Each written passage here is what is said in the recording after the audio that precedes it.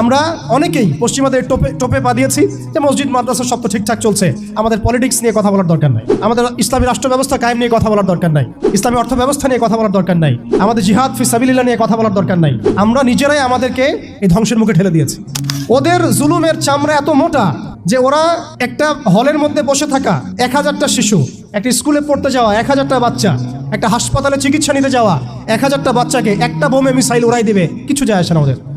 আজকে থেকে বাসায় ফিরে গিয়ে আপনি কনফিডেন্ট থাকবেন যে সামনে আমরা জয়লাভ করতে যাচ্ছি ইনশাআল্লাহ। আগামীকাল আমাদের জয়ের সূর্যোদয় উঠবে, এটা লেখা হয়ে গেছে।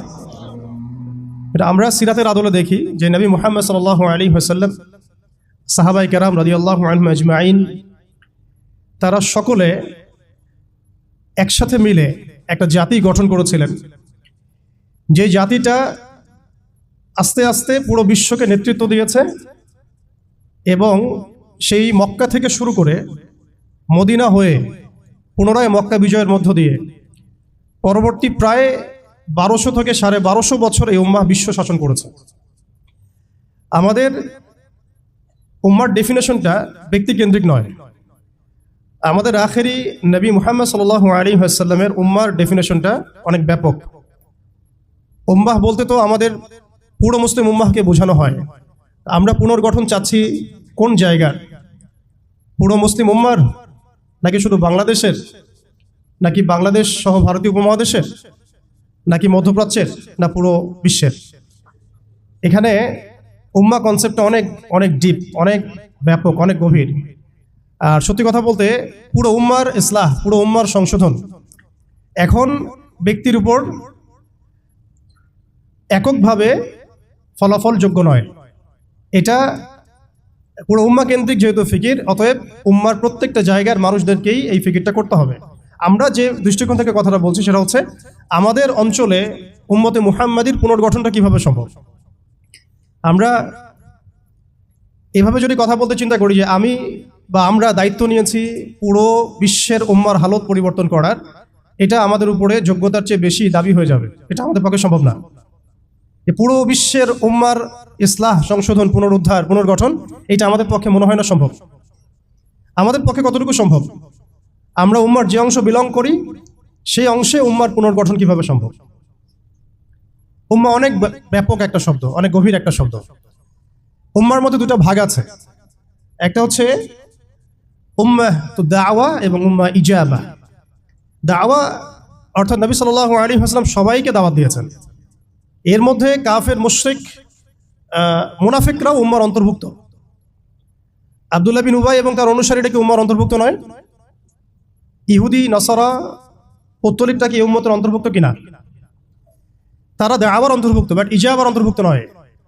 ইজাবা কারা? যারা মুহাম্মদ সাল্লাল্লাহু আলাইহি ওয়াসাল্লাম যে দাওয়াতটা দিয়েছেন, আমরা দরুদ পড়ব সাল্লাল্লাহু আলাইহি ওয়াসাল্লাম, সেই দাওয়াতটা যারা কবুল করেছেন তারা উম্মতে ইজাবা। এর মধ্যে আমরা পড়ছি। এখন উম্মতে ইজাবার সংখ্যা আমাদের এখানে কোটি কোটি কোটি কোটি সারা বিশ্বে। এখন এমন একটা অবস্থা আমরা এসেছি যে পুনর্গঠনের প্রশ্ন উঠছে। তাহলে আমরা একটু খেয়াল করি যে উম্মার পুনর্গঠনটার প্রশ্নটা কেন উঠছে। এক নম্বর কথা, উম্মা কি এটা তো আমরা বুঝতে পারলাম, এবং উম্মার আমরা কোন অংশ এটাও বুঝতে পারলাম। পরিপূর্ণ উম্মার ইসলাহ সংশোধন আমাদের এককভাবে একার পক্ষে সম্ভব না, এটাও বুঝলাম। তবে আমাদের আঞ্চলিকভাবে উম্মার যে অংশ, আমরা এই অংশটুকুর ইসলাহ সংশোধন, পুনর্গঠন, পুনরুজ্জীবন, এগুলো আমাদের দ্বারা সম্ভব। আর পরের প্রশ্ন হচ্ছে যে দ্বিতীয় শব্দটা, যে পুনর্গঠন, উম্মাকে পুনরুজ্জীবিত করা, উম্মার হারানো গৌরব ফিরিয়ে আনা, এই প্রসঙ্গটা আসছে কেন? এই প্রসঙ্গটা কেন আসছে? তার মানে আমরা নিজেরাই সংজ্ঞায়িত করে ফেলেছি যে উম্মার অবস্থা আগের মতো ভালো নাই। এটা আমরা স্বীকার করেছি এবং এটা আমরা সবাই বুঝতেও পারছি। এই কারণে আলোচনাগুলো আসছে, আলোচনাগুলো আসার প্রেক্ষাপট তৈরি হচ্ছে, বা আমরা টপিকগুলো নির্ধারণ করছি যে উম্মার পুনর্গঠন প্রয়োজন, পুনরুজ্জীবন প্রয়োজন, পুনর্জাগরণ প্রয়োজন। তার মানে আমরা আগের হালতে নাই। আমরা আগের হালতে নাই, এটা মাথায় আসলে আবার এটাও মাথায় আসতে হবে আগে আমরা কোন হালতে ছিলাম। আমরা আগে কোন হালতে ছিলাম? একজন ব্যক্তি রমাদান মাসে লাইলাতুল কদরে হেরা গুহায় আল্লাহ রাব্বুল আলামিনকে ডাকছেন, আল্লাহ রাব্বুল আলামিন তাকে আল কোরআনের মতো কিতাব প্রদান করছেন এবং তাকে সর্বশেষ এবং চূড়ান্ত নবী হিসেবে আল্লাহ পাক মনোনীত করছেন। কেন সেই ব্যক্তি হেরা গুহায় আল্লাহ রাব্বুল আলামিনকে এভাবে ডাকছেন? কারণ তিনি যে সমাজে বসবাস করেন সেই সমাজটাকে আইয়ামে জাহিলিয়াত বলা হতো। সে সমাজের মধ্যে শিরক ছিল, সুদ ছিল, রিবা, মাদক, নারীর অবমাননা, গোত্রীয় হানাহানি, এরকম জাহালাতেপূর্ণ একটা সমাজে তিনি আল্লাহ পাককে ডাকছিলেন। সে একজন ব্যক্তি থেকে আস্তে আস্তে দাওয়াত শুরু হলো এবং তিনি প্রথমে ম্যান টু ম্যান দাওয়াত দিতে লাগলেন। আবু বকর, উসমান, উমর, আলী রাদিয়াল্লাহু আনহুম আজমাইন, তাদের মধ্যে সাহাবী তৈরি হতে লাগলো। এক পর্যায়ে মক্কায় 13 বছর দাওয়াতের মধ্যে আমরা সবরের পরিচয় দিলাম, ধৈর্যের পরিচয় দিলাম, দাওয়াত অব্যাহত থাকলো, আমরা নির্যাতন নিপীড়ন সহ্য করলাম। এক পর্যায়ে আমরা হিজরত করলাম, প্রথমে আবিসিনিয়ায়, কখনো তায়েফে, এক পর্যায়ে মদিনায় গিয়ে ইসলামী রাষ্ট্র কায়েম হলো। আমরা জিহাদ এবং দাওয়াতের মধ্য দিয়ে আস্তে আস্তে মদিনাকে বেস করে বদর, উহুদ, খন্দক, মৌতা, তাবুক এইসব সিঁড়ি পেরিয়ে মক্কা বিজয় পর্যন্ত আসলাম। মক্কা বিজয় পর্যন্ত আসার পরে আমরা দেখলাম যে আইয়ামে জাহিলিয়াতের কোনো জাহালাত মক্কার মধ্যে নাই। যেই মক্কা আমরা ছেড়ে গিয়েছিলাম 23 বছরের ব্যবধানে আমরা দেখলাম সেই মক্কা আইয়ামে জাহিলিয়াত মুক্ত হলো। শুধু তাই নয়, সেখানে কোনো শিরক থাকলো না, কোনো রিবা থাকলো না, কোনো মাদক থাকলো না, কোনো নারীর অবমাননা থাকলো না, গোত্রীয় হানাহানি থাকলো না।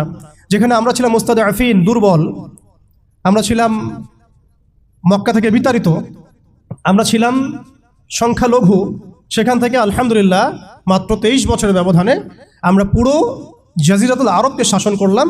এবং সেই বেইজের উপর দাঁড়িয়ে আবু বকর, ওমর, ওসমান, আলী রাদিয়াল্লাহু আনহুম আজমাইন তারা আরও প্রায় 30 বছর ইসলামী খেলাফা বাস্তবায়ন করলেন। এমনকি তাদের বেইজের উপর দাঁড়িয়ে উমাইয়ারা শাসন করলো প্রায় 90 থেকে 95 বছর, আব্বাসীয়রা প্রায় 500 বছরের মতো।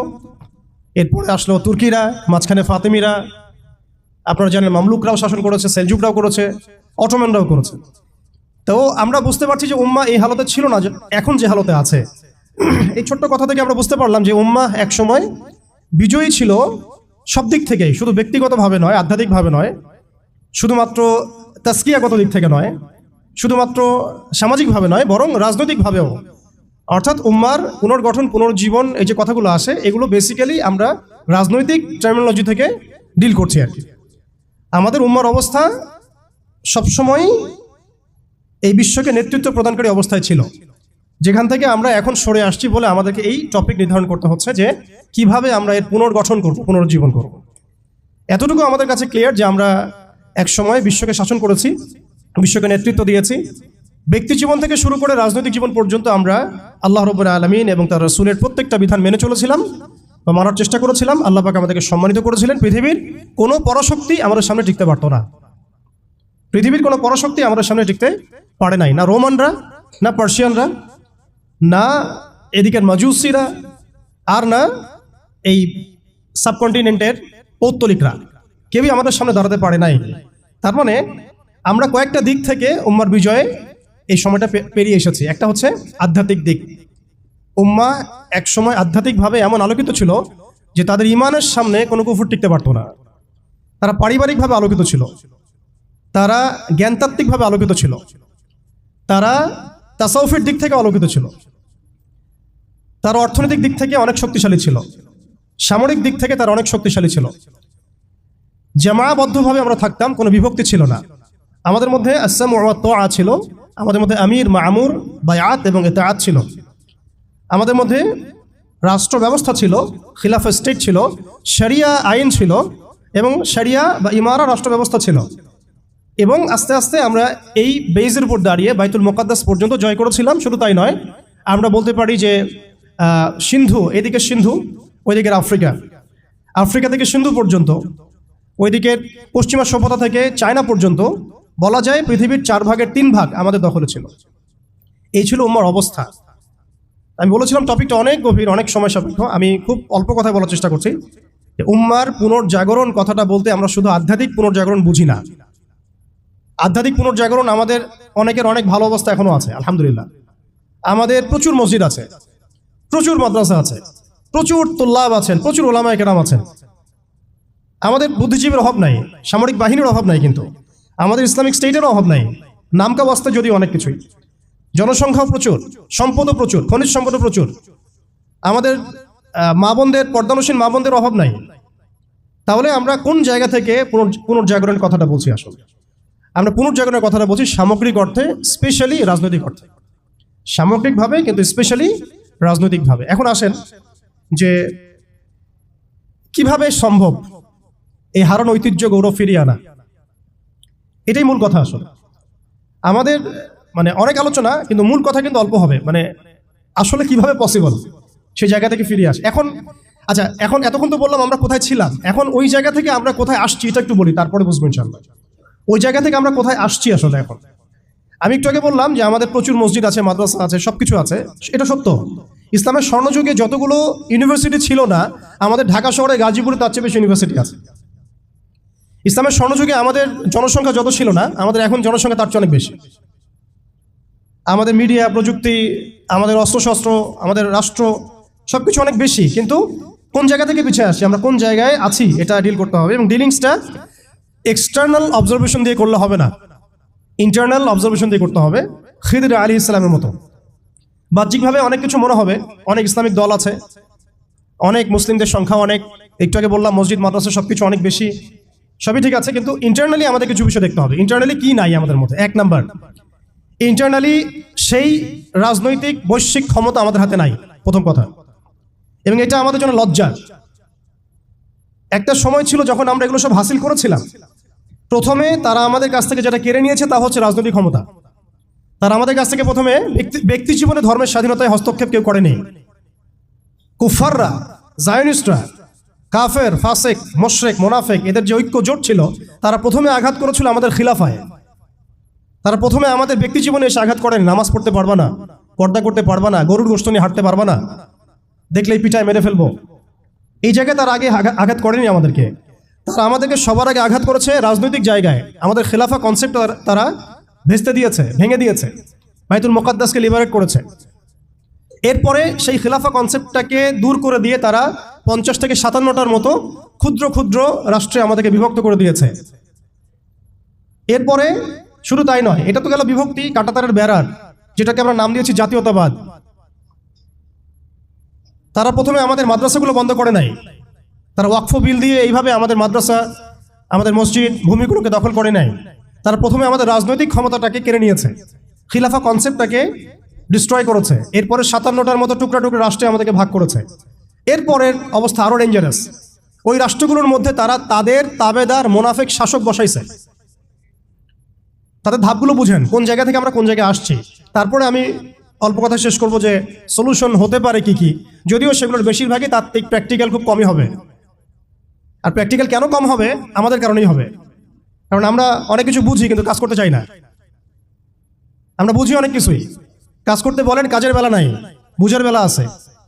এগুলো আমরা বুঝতে আসি 100 বছর থেকেই। কেউ বুঝেও বুঝি না, কেউ দেখেও দেখি না, শুনেও শুনি না। ওইদিকে পরে আসি, হার্ডলাইনেও চলে যাবো আর কি। এখন রাষ্ট্র ভাগ করার পরে আমাদেরকে জাতীয়তাবাদে বিভক্ত করা হয়েছে। এরপরে আরো মারাত্মক যে কাজটা করা হয়েছে সেটা হচ্ছে আমাদেরকে নিরস্ত্রীকরণ করা হয়েছে। আপনি আপনার রাষ্ট্রের অভ্যন্তরে নিজের ইচ্ছায় আপনি বিশ্বের মারণাস্ত্রগুলো তৈরি করতে পারবেন না। তারা আপনাকে আইন করে দিয়েছে, ব্যান করে দিয়েছে। তারা আমাদের রাষ্ট্র ব্যবস্থার মধ্যে ইউনাইটেড নেশনসের মতো মুসলিমদের ইউনাইটেড মুসলিম অর্গানাইজেশনগুলোকে দমন করেছে এবং সেগুলো গঠন করতে আমাদেরকে দেয় নাই, উল্টা তারা সেগুলো করেছে ঠিকই।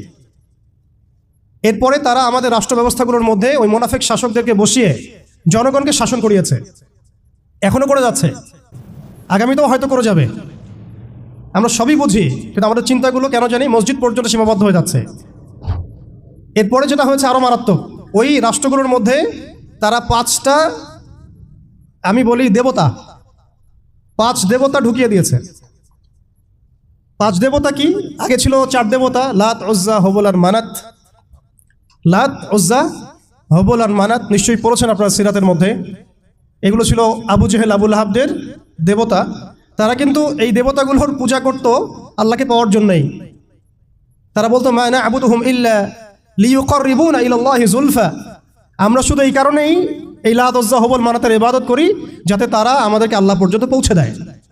এখনো এই 4-5টা দেবতার আমরা পূজা করছি, বাট এগুলো ভিজুয়াল না, এগুলো হচ্ছে আদর্শিক, ফিলোসফিক্যাল।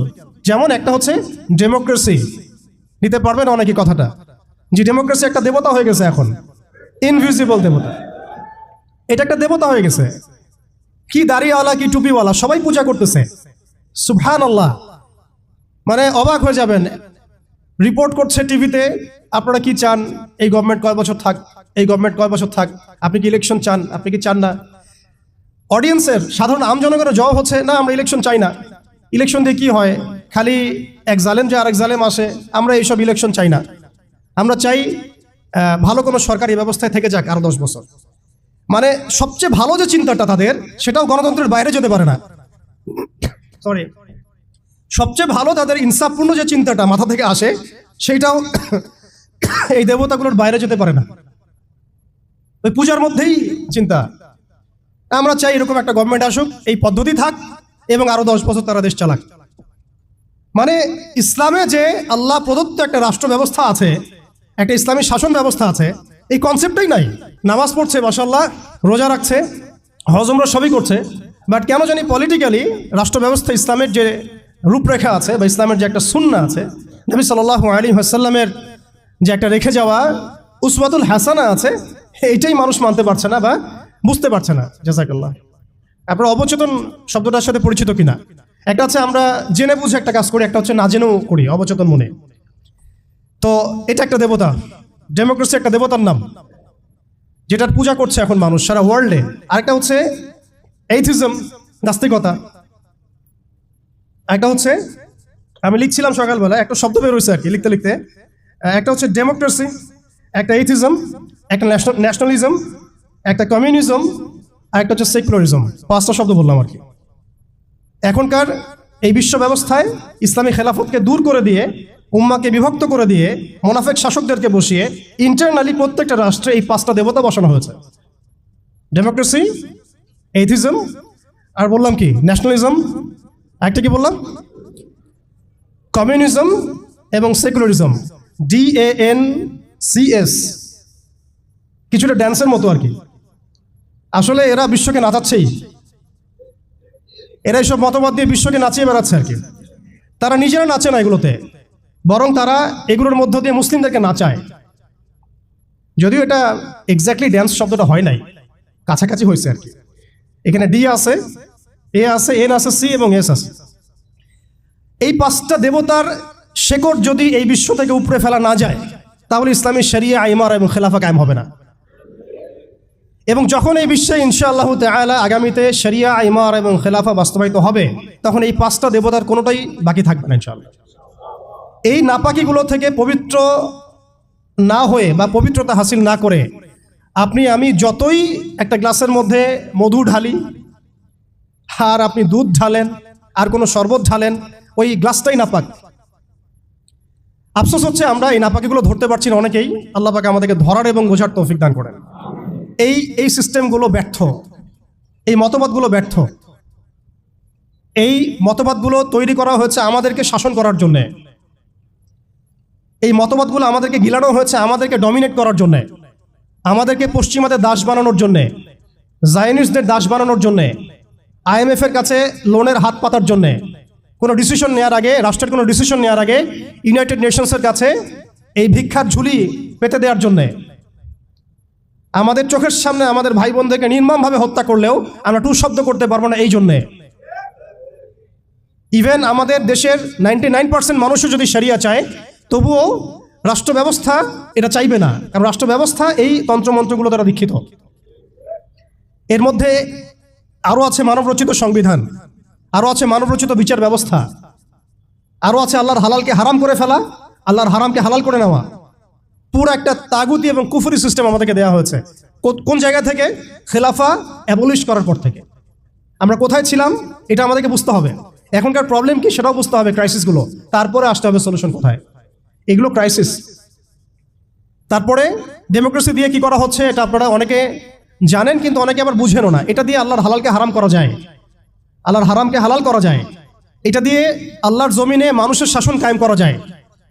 এটার ধোয়া তুলে যে কোনো মুসলিম কান্ট্রি আক্রমণ করা যায়। আরব বসন্তের ধোয়া তুলে কি করা হয়েছে আমরা দেখি নাই?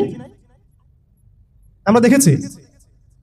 এগুলো দিয়ে আমাদেরকে জাতিসংঘের দাস বানানো হয়েছে। জাতিসংঘের দাস বানানো হয়েছে, সিম্পল।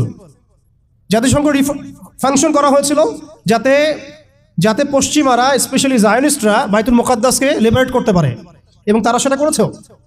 এখন এটার এক্সিস্টেন্স কেন আছে? কারণ তারা এখন পর্যন্ত মালহামা লঞ্চ করে নাই।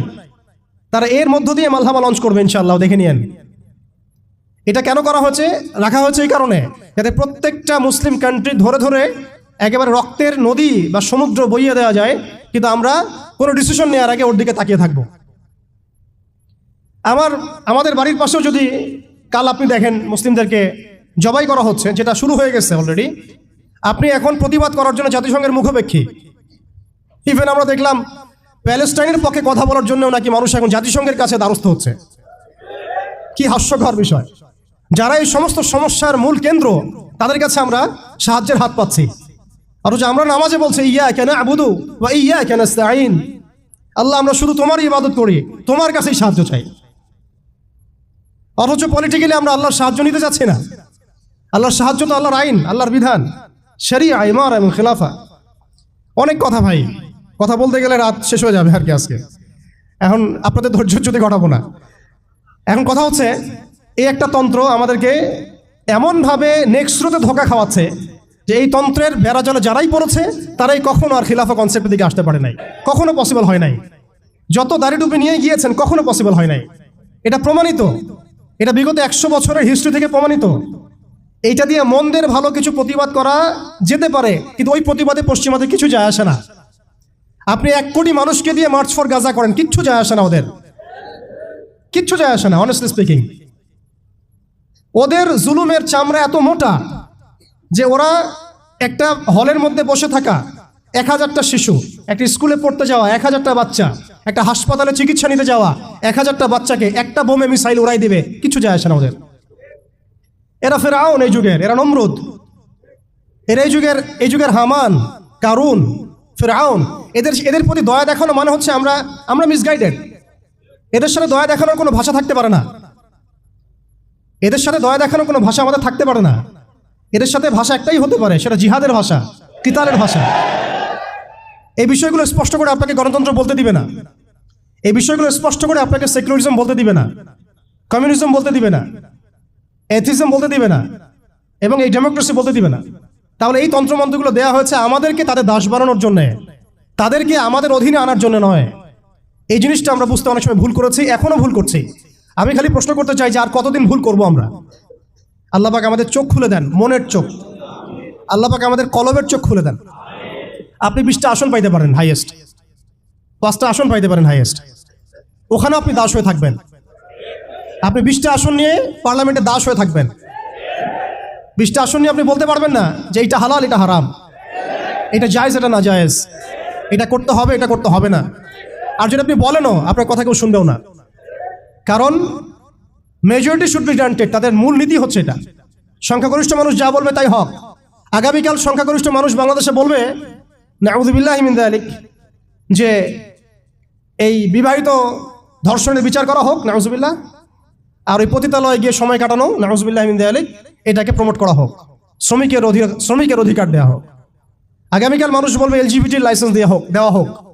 আগামীকাল মানুষ বলবে ট্রান্সজেন্ডারকে বাধ্যতামূলক করা হোক, আইন করা হোক। আপনি 20টা আসন নিয়ে কিচ্ছু করতে পারবেন না, বিকজ এই সিস্টেমটা দাঁড়িয়ে আছে এমন একটা বালির ঢিবির উপরে, যার উপরে কোনো ঘোড়া দাঁড়াতে পারে না। এই সিস্টেমটা দাঁড়িয়ে আছে এমন একটা ভঙ্গুর মাটির উপরে, যার উপরে আপনি কোনো প্রাসাদ নির্মাণ করা সম্ভব নয়। মাটিটাই তো ভঙ্গুর। তো এই আদর্শিক এই মতবাদগুলো দিয়ে তারা আমাদের খিলাফাটাকে ডিস্ট্রয় করে দিয়েছিল। আজকে থেকে 100 বছর হয়ে গেছে। আজকে 100 বছর পরে এসে আমি এগুলো নিয়ে কথা বলছি, আমরা এগুলো নিয়ে কথা বলছি। তো মাশাআল্লাহ, এটা ভালো।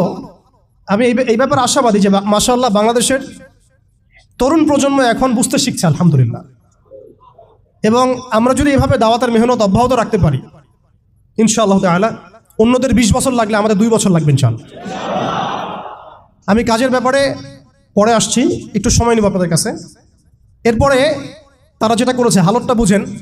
এরপরে তারা আমাদের ইয়াং জেনারেশনকে টার্গেট করেছে, কয়েকটা জেনারেশনকে টার্গেট করেছে তারা। একটা হচ্ছে ওলামায়ে কেরাম শ্রেণী, একটা হচ্ছে পলিটিশিয়ান, একটা হচ্ছে তরুণ প্রজন্ম, একটা মেয়েরা, একটা বাচ্চারা। খেয়াল করে দেখেন, আমাদের পলিটিশিয়ানদেরকে তারা টার্গেট করে কি করেছিল? তাদেরকে ক্ষমতার লোভ দিয়ে ইমান হারা করেছে, এবং আল্লাহর জমিনে মুসলমান নামধারী শাসকদেরকে দিয়েই আল্লাহ বিরোধী আইন বাস্তবায়ন করেছে। এটা কারা করিয়েছে?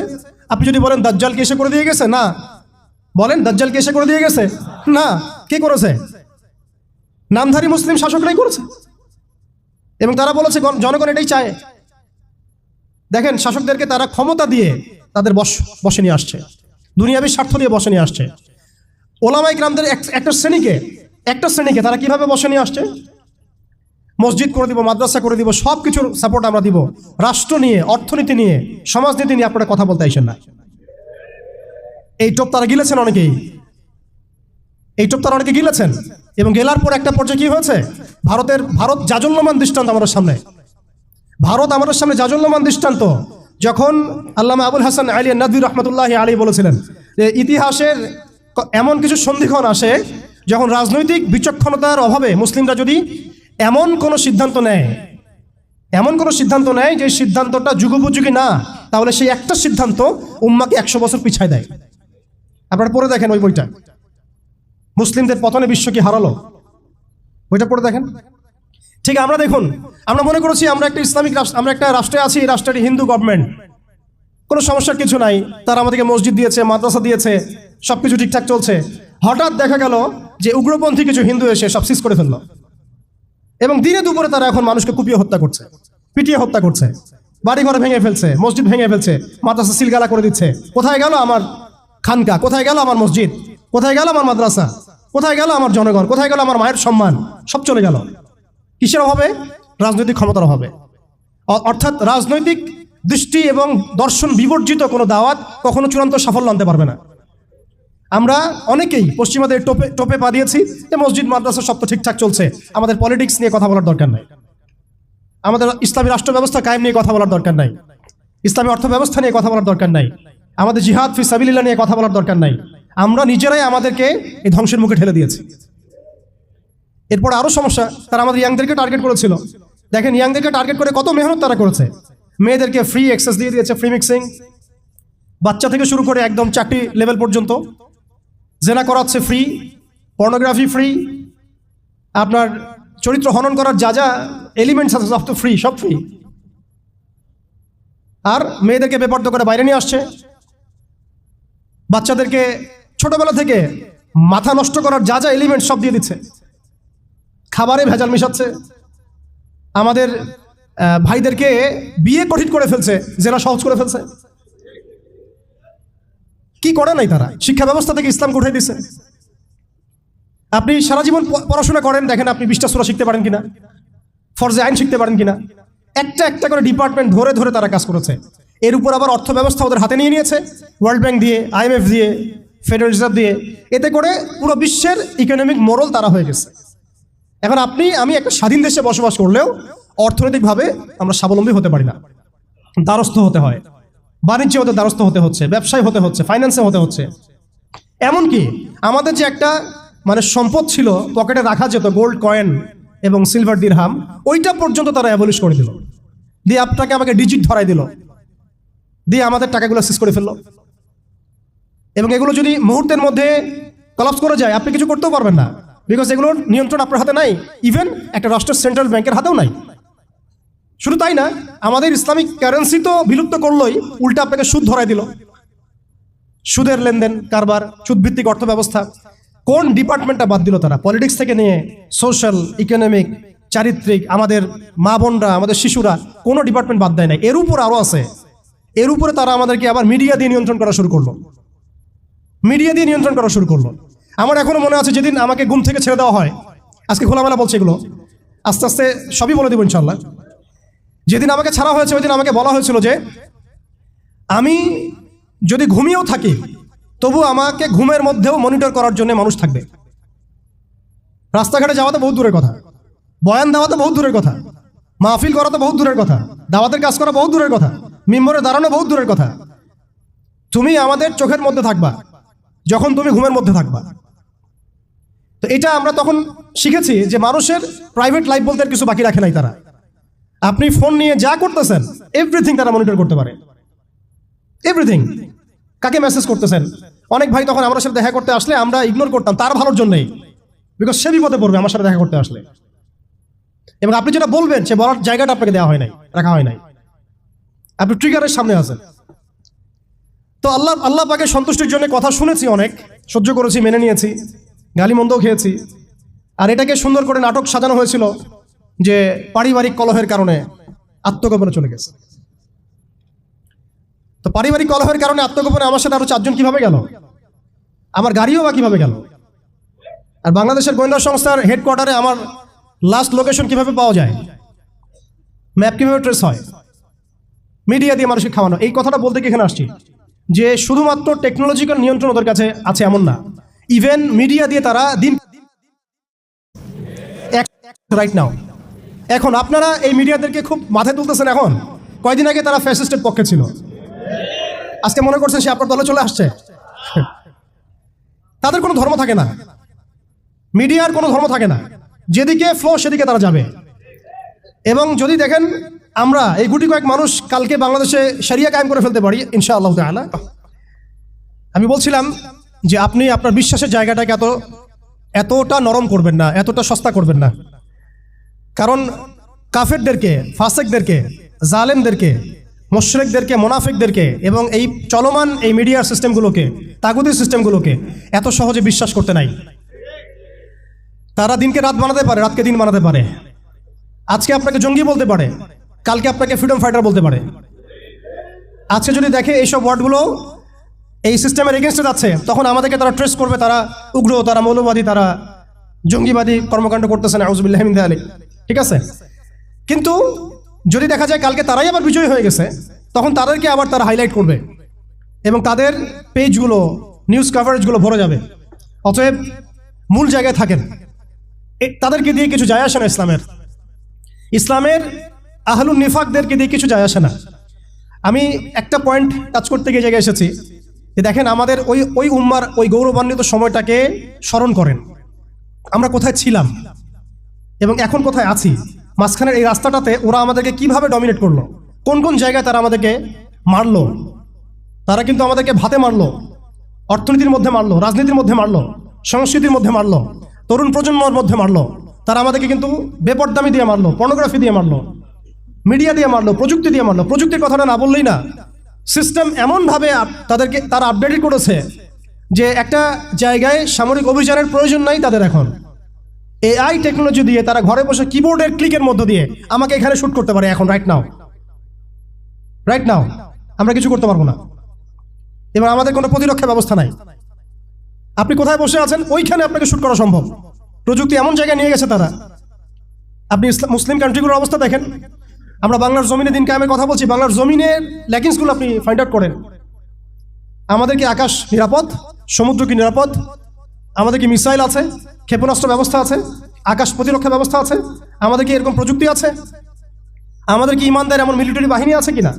অনেক বিষয় আছে যেগুলো নিয়ে আমাদেরকে ভাবতে হবে। নাই, এটা হতাশার কোনো কারণ না। এবং আমাদের সব কিছুই লাগবে, জরুরিও না, এটাও মাথা দিচ্ছি। নাই, অনেক কিছুই নাই, এটা হতাশার কোনো ব্যাপার না। এবং অনেক কিছু যে নাই, এটা আমাদের ভীরুতারও কোনো সুযোগ এখানে রাখার দরকার নাই। ঠিক আছে, যতটা সম্ভব আমরা অর্জন করার চেষ্টা করবো ইনশাল্লাহ। কিন্তু যদি নাও হয় 100%, তবুও আমাদের ভয় পাওয়ার কোনো কারণ নাই। কারণ আমাদের সাহায্য আসবে আল্লাহর পক্ষ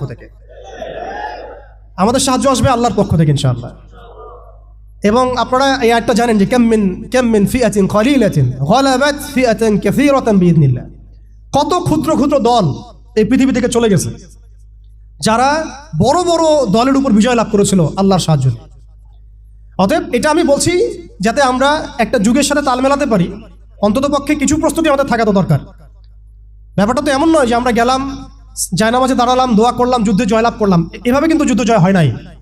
আপনারা বদরের যুদ্ধের ইতিহাস যদি পড়েন দেখবেন নবী সাল্লাল্লাহু আলাইহি ওয়াসাল্লাম আগের রাত্রে গিয়েছেন, বৃষ্টি হয়েছে, জায়গা দখল করা হয়েছে, আমরা কূপ দখল করেছি যাতে পানি আমাদের কাছে থাকে, সৈন্য বিন্যাস করা হয়েছে, যতটা ট্যাকটিক নেওয়ার প্রয়োজন সব আমরা নিয়েছি। তারপরে দোয়া, সুবহানাল্লাহ, দোয়া হতে হতে হতে হতে কাঁধ থেকে চাদর পড়ে যাচ্ছে।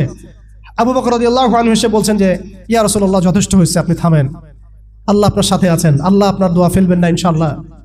এরপরে দেখলেন 313 নিয়ে আমরা ওদেরকে হারালাম। সবকিছুর প্রয়োজন আছে। তো আমাদের অবস্থাটা এখন এমন একটা জায়গায় আছে যে ওই খিলাফা যাওয়ার পর থেকে উম্মাহ আজকে এই জায়গায় চলে আসছে। এটা একদিনে হয় নাই, 100 বছর লাগছে। এটা ভাই একদিনে হয় নাই, 100 বছর লাগছে। ওরা 100 বছর মেয়াদি প্ল্যান করেছিল, আরো বেশি প্ল্যান করেছে। ওরা তো প্ল্যান করেছে পুরো প্যালেস্টাইনের এই হোলি ল্যান্ডটাই তারা দখল করবে। এটা ওদের প্ল্যান, এটা আমরা জানি। জায়নিস্ট প্ল্যান এইটা।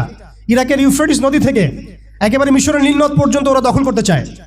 ওরা শুধু গাজ্জা চায় না, ওরা পুরো হোলি ল্যান্ডটাই চায়, এবং এই জায়গা থেকে তারা মসিহুদ দাজ্জালের শাসন কায়েম করতে চায়, এবং তারা পুরো বিশ্বটাকেই ডমিনেট করতে চায়। যারা তার আনুগত্য করবে তাকে তারা খাবার দিবে, বাঁচিয়ে রাখবে, দুনিয়াবী সমৃদ্ধি দিবে। যারাই তাদের এই কুফরের প্রতিবাদ করবে তাদেরকে তারা আস্ত রাখবে না। এটা ওদের প্ল্যান, এটা ওপেন সিক্রেট, সবাই জানে। এদিকে তারা হাঁটছে, এই জন্যই তারা এই কাজগুলো করছে। এবং এই কারণে আপনি দেখবেন কোরআন মনে হচ্ছে যেন আজকেই নাজিল হলো। কোরআন থেকে যদি আপনি পড়েন মনে হবে আজকেই যেন নাজিল হলো।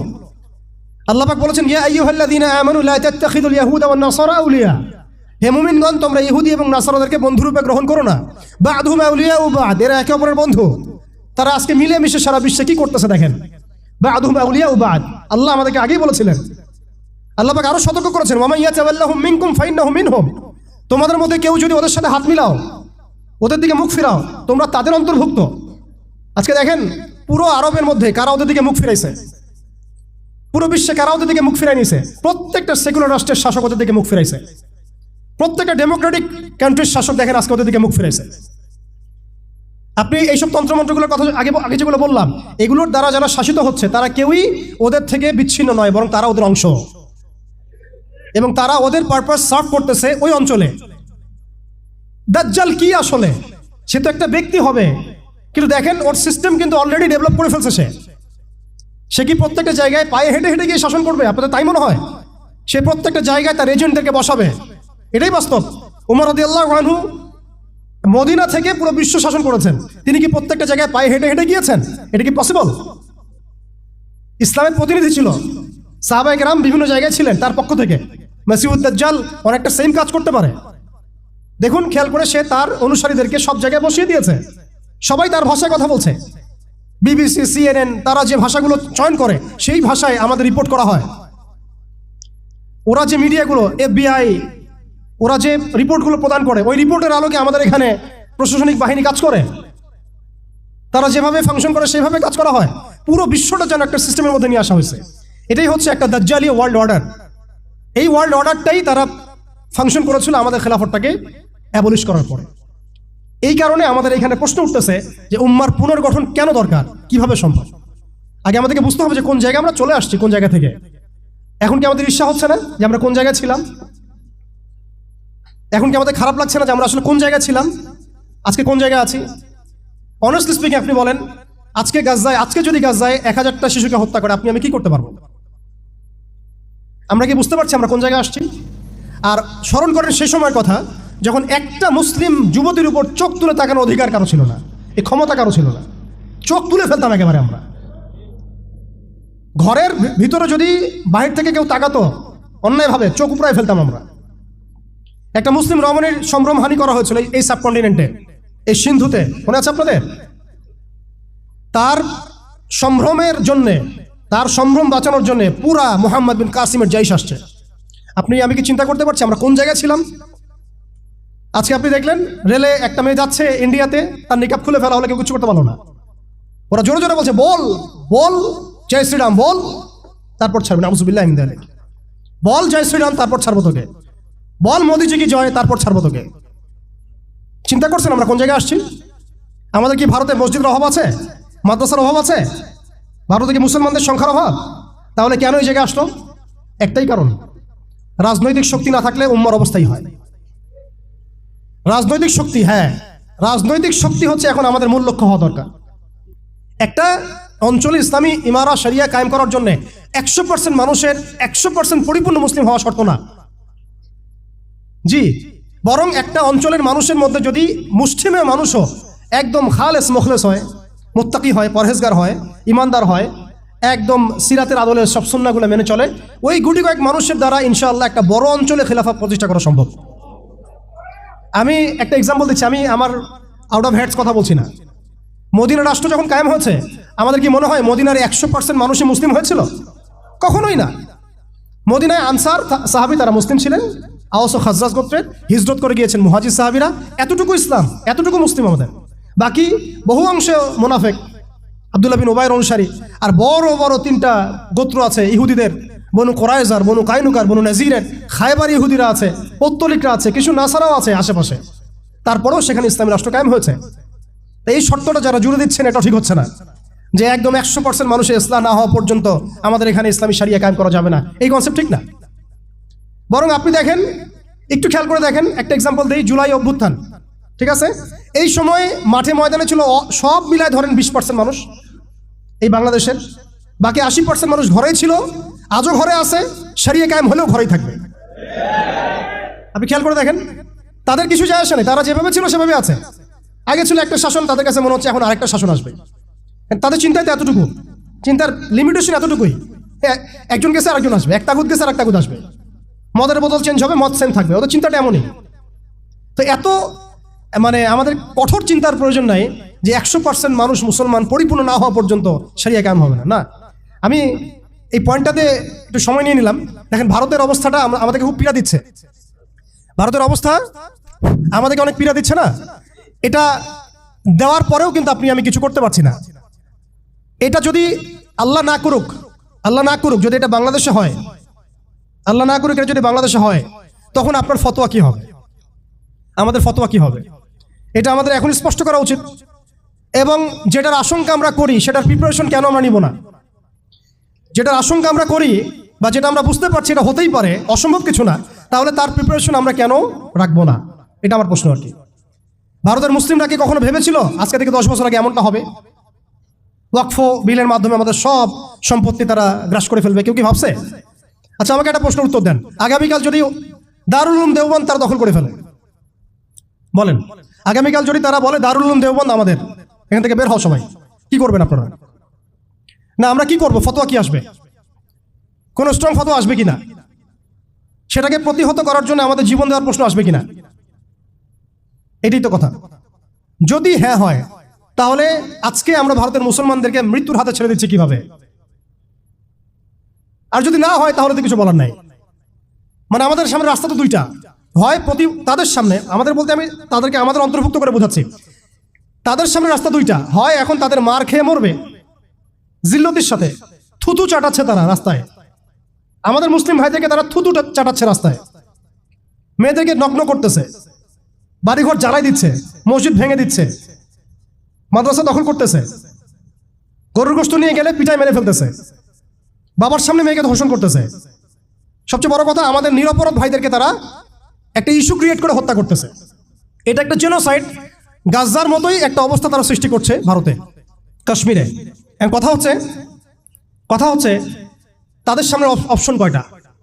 হয় তারা এই জিল্লতিগুলো সহ্য করে এভাবে লাঞ্ছনার মৃত্যু মরবে, অথবা প্রতিহত করে শাহাদাতের মর্যাদায় মারা যাবে, শহীদ হবে। এর বাইরে কোনো রাস্তা আছে কিনা? এখন আমরা যদি আমাদের পার্শ্ববর্তী অঞ্চল সম্পর্কে সচেতন থাকি, তাহলে আমাদের অভ্যন্তরীণ বিষয়গুলো সম্পর্কে আমাদের সচেতন থাকা উচিত কি উচিত না? আমাদের উম্মার ফিকির অনেক গভীর, এই জন্য আমি বলেছিলাম শুরুতে অনেক কথা আছে। আসেন একটু শেষ করি, অনেক লম্বা হয়ে যাবে আপনাদের। প্রিয় ভাইরা, অবস্থাটা শুধুমাত্র আধ্যাত্মিক না, মানে ক্রাইসিসটা একটু বুঝেন, ক্রাইসিসটা শুধুমাত্র ইমানের ক্রাইসিস না, ক্রাইসিসটা শুধুমাত্র আমাদের সংখ্যার না, মানে আমাদের মসজিদের মাদ্রাসার না, আমাদের শুধু মিডিয়া নিয়ে সমস্যা না, শুধু প্রযুক্তি নিয়ে সমস্যা না, আমাদের ইন টোটাল ব্যক্তি জীবন থেকে নিয়ে পলিটিক্যাল সিস্টেম পর্যন্ত প্রত্যেকটা ডিপার্টমেন্টেই আমাদের উম্মাগত সমস্যা। তার মধ্যে সবচেয়ে বড় জায়গাটাই হচ্ছে আমরা আমাদের ওই রাজনৈতিক সে ক্ষমতা ওইটা হারাই ফেলছি আর কি। আল্লাহ পাক আমাদের সবাইকে উম্মার সেই হারানো জায়গায় ফিরে যাওয়ার তৌফিক দান করেন। এখন তো প্রশ্ন একটা আসতেছে যে এটা কি পসিবল কিনা, এটা পসিবল কিনা সেটা আমি না বলে হাদিস থেকে বলি। রাসূলুল্লাহ সাল্লাল্লাহু আলাইহি ওয়াসাল্লাম আখিরুজ্জামানের হাদিসগুলোর মধ্যে অনেকগুলো হাদিস, এগুলোর মধ্যে ইরশাদ করেছেন। আমি কয়েকটা সামারি বলছি খালি। এই বাইতুল মুকাদ্দাস যেটা আমরা দেখছি, ইনশাআল্লাহ এই বাইতুল মুকাদ্দাস যেটা আমরা দেখছি, এখান থেকে ইনশাআল্লাহ তাআলা ইসলামী খেলাফা কায়েম হবে, এটা ভবিষ্যতে লেখা হয়ে গেছে। মালহামা হবে, এটা লেখা হয়ে গেছে। এবং মুসলিমদের একটা বড় অংশ শহীদ হবে, এটাও লেখা হয়ে গেছে। মুসলিমদের একটা অংশ এই যুদ্ধে জয়লাভ করবে, এটাও লেখা হয়ে গেছে। ঈসা আলাইহিস সালামের হাতে 40 বছর ইসলামী খেলাফা কায়েম হবে, এটাও লেখা হয়ে গেছে। তাহলে এই বিষয়ে যাদের মধ্যে কনফিউশন আছে যে ইসলাম কি আবার সে আগের জায়গায় যাবে, উম্মাহ কি আবার হারানো ওই জায়গায় ফিরে পাবে, এই কনফিউশনটা আগে দূর করতে হবে। আজকে থেকে বাসায় ফিরে গিয়ে আপনি কনফিডেন্ট থাকবেন যে সামনে আমরা জয়লাভ করতে যাচ্ছি ইনশাআল্লাহ। আগামীকাল আমাদের জয়ের সূর্যোদয় উঠবে, এটা লেখা হয়ে গেছে। এটা যাদের মধ্যে পড়াশোনা নাই, এলেম নাই, যারা দুনিয়াদার, যারা এইসব তন্ত্রমন্ত্রে ধোকায় পড়ে আছে, তাদেরকে বললে তারা হাসতে পারে, তারা হাসতে পারে। এমনকি পশ্চিমা সভ্যতা, Zionist movement, United Nations, NATO, FBI, এরা সবাই হাসতে পারে যে এগুলো হবে। ওরা এগুলোকে ওই যে আসাতিরুল আউয়ালিন বলতে পারে, যেমনটা কাফেররা বলতো, প্রাচীন ইতি কথা, এগুলো বলতে পারে। কিন্তু এটা মুহাম্মদ সাল্লাল্লাহু আলাইহি ওয়াসাল্লামের পবিত্র জবানের ভবিষ্যৎবাণী, কেউ ঠেকাতে পারবে না ইনশাআল্লাহ। অতএব এখন যেহেতু আমরা আমাদের গন্তব্যটা জানি, এই জায়গায় আমরা যাবো ইনশাআল্লাহ, অতীতটাও জানছি কোথায় ছিলাম, মাঝখানে কিভাবে আমরা এই জায়গায় আসলাম সেটাও জানলাম। এখন 2 মিনিটে আমি শুরু বলতে যাচ্ছি যে কোন কাজগুলো আমরা করতে হবে, আমাদেরকে করতে হবে। এটা আজকে একটু মেমোরাইজ করার চেষ্টা করতে হবে। ফার্স্ট অফ অল ভাই, ব্যক্তি থেকেই শুরু হয়, ব্যক্তি থেকেই শুরু হয়। আপনি আমি আজকে থেকে চিন্তা করব, একটু ধৈর্য ধরেন, জাস্ট 5 মিনিট। আপনি আমি আজকে থেকে চিন্তা করব যে আমরা পৃথিবীতে বেঁচে আছি কি জন্য, বলেন আমাদের বেঁচে থাকার কারণটা কি? আপনি আমি পৃথিবীতে বেঁচে আছি কেন? আল্লাহ পাক আমাকে আপনাকে হায়াতে রাখছেন কেন? 2টা কাজ আমাদের। যত কিছু আমাদের আশেপাশে ঘুরতেছে, স্ত্রী, সন্তান, ব্যবসা বাণিজ্য, চাকরি বাকরি, এইটা সেইটা, এগুলো সবই গৌণ। আমাদের মুখ্য কাজ 2টা, আল্লাহর ইবাদত করা, তার জমিনে তার দিন কায়েম করা। বাকি সব কিছু এর আওতাভুক্ত। ইবাদতের মধ্যে এটা ইবাদতের মধ্যে এটা কাউন্ট হবে, আমার সন্তানের প্রতিপালন, স্ত্রী ভরণ পোষণ, সব ঠিক আছে। কিন্তু আমার মূল কাজ 2টা। এক, আমি ওয়ামা খালাকতুল জিন্না ওয়াল ইনসা ইল্লা লিয়াবুদুন, এর উপর আমল করব। আর একটা আমি শুরুতে বলেছিলাম, ইন্নাল্লাহা লা ইউগাইয়িরু মা বিকওমিন হাত্তা ইউগাইয়িরু মা বিআনফুসিহিম। আল্লাহ পাক কোনো কওমের অবস্থা ততক্ষণ পর্যন্ত পরিবর্তন করেন না যতক্ষণ সেই কওম তাদের নিজেদের অবস্থা পরিবর্তনের ফিকির না করে, চেষ্টা না করে। অতএব শুরুটা ব্যক্তি থেকে হবে। আমরা সবাই নিয়াত করতে পারি ইনশাআল্লাহ যে আমরা আমাদের আগামী পুরা জীবনটা শুধু এক আল্লাহর জন্য ঢেলে দিব ইনশাআল্লাহ। আমাদের সব কাজ হবে আল্লাহর সন্তুষ্টির জন্য। মৌলিক কাজ হবে 2টা, আল্লাহর ইবাদত করা এবং তার জমিনে তার দিন কায়েমের চেষ্টা করা। 2 নাম্বার হচ্ছে ভাই, পরিপূর্ণ ইসলামে প্রবেশ করতে হবে। আংশিক ইসলাম প্র্যাকটিস করলে এখন আর চলবে না, অনেক হয়েছে। ওয়াজ তো শুনতেছেন 10 বছর থেকে। আমি তো মুসলিম পরিবারের সন্তান, 30 বছর হয়ে গেছে বয়স, 35 বছর হয়ে গেছে বয়স, এই যে আমাদের অনেকের বয়স 40-50 হয়ে গেছে। আর কি, আর কত? দুনিয়া তো দেখলাম, দুনিয়া তো যথেষ্ট দেখলাম। অতএব পরিপূর্ণ ইসলামে প্রবেশ করতে হবে।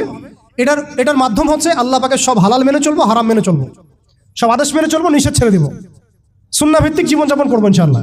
রাসূল সাল্লাল্লাহু আলাইহি ওয়াসাল্লাম যা করতে বলেছেন করবো, ছাড়তে বলেছেন ছাড়বো। এবং 3 নম্বর হচ্ছে ইসলাম বিরোধী যে আকীদা, দর্শন, মতবাদগুলো আছে এগুলোকে চিনতে হবে। শুধু ইসলাম পালন করেই যাবেন, এইদিকে আবার তাগুত, কুফর, হারাম সবই থাকবে, এই জগা খিচুড়ি দিয়ে আবার কাজ হবে না। আমাদেরকে এই যুগে আবু বকর, ওমর, ওসমান, আলী হতে হবে, একদম মুখলেস, একদম খালেস, একদম পরিশুদ্ধ হওয়ার চেষ্টা করা ইনশাআল্লাহ। তো ইসলামের পরিপূর্ণতার মধ্যে প্রবেশ করার চেষ্টা করতে থাকা এবং একই সাথে ইসলাম বিরোধী যে আকীদা আমলগুলো আছে এগুলো থেকে দূরে থাকা। এবং ইসলাম বিরোধী অনেক আকীদা আছে, দর্শন আছে, প্রথমে কয়েকটা বললাম, এছাড়া আর অনেক আছে। মুরজি আকীদা আছে, জাবারিয়া আকীদা আছে, কাদারিয়া আছে, আপনার মুতাজিলা আকীদা আছে, রাফেজি আকীদা আছে, খারেজি আকীদা আছে, এগুলো সম্পর্কে চিন্তা হবে এবং আহলুস সুন্নাহ ওয়াল জামাআর আকীদার উপর থাকতে হবে। এর সাথে এই যে পশ্চিমা তন্ত্রমন্ত্রের দর্শনের যে ফিতনাগুলো, এগুলো থেকে দূরে থাকতে হবে, আমলগত ফিতনাগুলো থেকে দূরে থাকতে হবে, সুদ থেকে, ঘুষ থেকে, দুর্নীতি থেকে, জিনা থেকে, ব্যভিচার থেকে, যত রকম কবিরা গুনাহ আছে এগুলো ছাড়তে হবে ভাই। আল্লাহ পাক অপবিত্র কাঁধে আল্লাহর দ্বীনের আমানত দিবেন না, অপবিত্র কলবে আল্লাহ পাকের দ্বীনের আমানত দিবেন না। সো ভিতর বাহির পরিষ্কার করতে হবে, ভিতর বাহির পরিষ্কার করতে হবে। আল্লাহ পাক তৌফিক দান করেন। 4 নম্বর হচ্ছে অবশ্যই মাথার উপরে আমাদের ওলামা ইকরামদেরকে রাখতে হবে। ওলামা বিবর্জিত কোনো জেনারেশন কখনো সফল হতে পারবে না। অতএব ওলামা ইকরামদেরকে আমাদের মাথার উপরে রাখতে হবে, এই সহবতটা আমাদের লাগবেই। 5 নম্বর হচ্ছে ভাই, হারাম খাওয়া যাবে না, হালাল খাইতে হবে। কোন অবস্থায় আমরা যেন হারামে লিপ্ত না হয়, যত রকম হারাম আছে সব ছাড়তে হবে, ছেড়ে হালালে থাকতে হবে। না খেয়ে থাকবো তাও হারাম খাবো না, না খেয়ে থাকবো তাও হারাম খাবো, এই চিন্তা আমার মধ্যে থাকতে হবে। 6 নম্বর, আমার আপনার জীবনের লক্ষ্য ফিক্স করে ফেলেন আজকে থেকে, জীবনের লক্ষ্যটাকে ফিক্স করে ফেলেন। আপনি আসলে দুনিয়াতে কি চাই, কি করতে আসছি, আমাদের কাজটা কি, এইটা যদি ফিক্স করতে পারি, কাজ আমাদের মাশাআল্লাহ 50% হয়ে গেছে। 7 নম্বর হচ্ছে আমাদের পারিবারিক কাঠামোগুলোকে ঠিকঠাকভাবে গড়ে তোলার চেষ্টা করা ইসলামিক আদর্শে। যদি একেবারেই পসিবল না হয় সেক্ষেত্রে আমাদের সামনে সাহাবীদের মিসাল আছে, বহু সাহাবী পরিবার থেকে সেই সাপোর্টটা পান নাই যেটা প্রত্যাশা করে মানুষ, অনেক নবীও পান নাই, অনেক ক্ষেত্রে দেখা গেছে আসহাবুল কাহাফের মিসাল আমাদের সামনে আছে। তো আমরা চেষ্টা করতে থাকবো, এরপরেও যদি সবকিছু আমাদের অনুকূলে না থাকে এটা আল্লাহর হাতে ছেড়ে দিতে হবে। 8 নম্বর হচ্ছে, এটা খুব জরুরি, আর 2-3টা মিনিট। 8 নম্বরটা সবচেয়ে জরুরি। আজকে সেমিনার হলো, অনেক বয়ান হয়েছে, আলহামদুলিল্লাহ অনেক আলোচনা হয়েছে, অনেক স্কলার এসেছেন। 8 নম্বরটার উপর আমল যদি আমরা না করতে পারি, আমরা শুধু সেমিনারই করতে থাকবো, বাংলার জমিনে শরিয়া কায়েম করতে পারবো না। আমি একটু খোলামেলা বলে দিই আর কি, রাগ করেন না। 8 নম্বর যদি আমরা বাস্তবায়ন করতে না পারি, আমরা এভাবে সেমিনারই করতে থাকবো, মাহফিলি করতে থাকবো, আমরা এভাবে মসজিদ মাদ্রাসা সব খেদমত চলতে থাকবে, সব ঠিক আছে, কিন্তু শরিয়া ইমারতের দিকে আমরা যেতে পারবো না। যেটা না হলে আমরা আবার পশ্চিমাদের দাসত্ব থেকে মুক্ত হইতে পারবো না, স্বাধীন হইতে পারবো না, মাজলুমদের সাহায্য করতে পারবো না, মুস্তাদআফিনদের পাশে দাঁড়াতে পারবো না। ওইটা করতে হলে আমাদেরকে ওই জায়গায় যেতেই হবে, ওই শরিয়ার জায়গায় যেতেই হবে। সেটা কি? সেটা হচ্ছে আমাদের দরকার একটা জামাআত দরকার।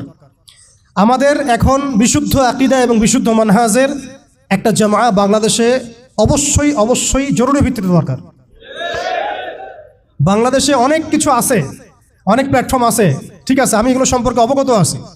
সব কিছু বিবেচনা করে আমি আবার আমার জায়গা থেকে জোর দিয়ে বলছি, বাংলাদেশে বিশুদ্ধ আকীদার, বিশুদ্ধ মানহাজের, তাওহীদপন্থী মানুষদের, যারা আল্লাহর জমিন, আল্লাহর দ্বীনের বিজয় দেখতে চান, তথাকথিত পশ্চিমাদের পদ্ধতিতে নয় বরং সিরাতের আদলে যারা দেখতে চান, তাদের অবশ্যই অনতিবিলম্বে ঐক্যবদ্ধ হতে হবে।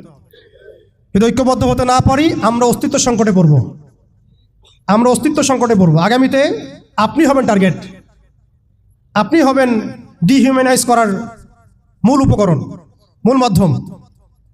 এবং আমরা যদি ঐক্যবদ্ধ হতে পারি, আমরা যদি সংখ্যায় কমও হই, ইনশাআল্লাহ আযজা ওয়া জাল আল্লাহ পাক এই অঞ্চলের জন্য আমাদেরকে কবুল করবেন ইনশাআল্লাহ। দেখবেন এই অঞ্চলে কালিমা লা ইলাহা ইল্লাল্লাহ মুহাম্মাদুর রাসূলুল্লাহর পতাকা আমাদের হাতেই উঠবে ইনশাআল্লাহ। বৈশ্বিক অনেক কাজ হচ্ছে, এটা হচ্ছে আলহামদুলিল্লাহ, এটা আল্লাহর হুকুমে হচ্ছে। যারা কাজ করছে তারা কিন্তু এককভাবে করছে না, তারাও এভাবে জামায়া গঠন করেই কাজ করছে। তাদেরও আমির আছে, তাদেরও মামুর আছে, আস-সামউ ওয়াত তাআ আছে, তাদেরও বায়আ আছে। এগুলো যদি আমাদের মধ্যে না আসে, আমরাও এভাবেই যে সেমিনার করতে থাকবো, এর বেশি হয়তো আমরা কিছু করতে পারবো না, হয়তোবা। আমরা চাই অনতিবিলম্বে বাংলাদেশে তাওহীদপন্থী মানুষদের একটা কাফেলা গড়ে উঠুক। এ বিষয়ে আপনারা একমত কিনা? এ বিষয়ে কি আপনাদের মতামত আছে কিনা? আপনারা আল্লাহর কাছে দোয়া করতে থাকেন যে আল্লাহ যেন এমন একটা জামায়া করে দেন, এমন একটা ইমারা এনে দেন, এমন একটা মামুর আল্লাহ পাক তৈরি করে দেন, এবং এমন যোগ্য আমির আল্লাহ পাক নিয়ে এসে দেন, যাদের ঐক্যবদ্ধ প্রচেষ্টায় বাংলাদেশে ইনশাআল্লাহ শরিয়া কায়েম হবে ইনশাআল্লাহ তাআলা। আল্লাহ যেন কবুল করেন, আমিন। এটা সবচেয়ে জরুরি কাজ। যদি আমরা এটা করতে না পারি, আমি বললাম আপনারা অস্তিত্ব সংকটে পড়বেন। ছোট ছোট পরিসরে কাজ করে আপনি নিজের অস্তিত্ব ধরে রাখাটাই ডিফিকাল্ট হয়ে যাবে। শরিয়া কায়েম তো বহু দূরের কথা। আপনি খেয়াল করে দেখেন, তাগুত ঐক্যবদ্ধ হয়েছে, তাদের রুট লেভেল পর্যন্ত কাঠামো আছে, চেইন অফ কমান্ড আছে। সেকুলার ঐক্যবদ্ধ হয়েছে, শাহবাগীর ঐক্যবদ্ধ হয়েছে, কাদিয়ানির ঐক্যবদ্ধ হয়েছে, হিজবুত তাওহীদ একটা আছে না, বায়েজিদ খান পন্ডিত, না ভুল বললাম? হ্যাঁ, তারা পর্যন্ত ঐক্যবদ্ধ হয়েছে। আর শিয়ারা ঐক্যবদ্ধ হয়ে যাচ্ছে, খ্রিস্টান মিশনারিরা ঐক্যবদ্ধ হয়ে যাচ্ছে, এনজিওর ঐক্যবদ্ধ হয়ে যাচ্ছে। আপনি দেখেন, ফ্যাসিস্ট ঐক্যবদ্ধ ছিল, এখনো আরেক তাগুত যারা ক্ষমতা আসার জন্য উঠে পড়ে লাগছে, তারা ঐক্যবদ্ধ হয়ে যাচ্ছে।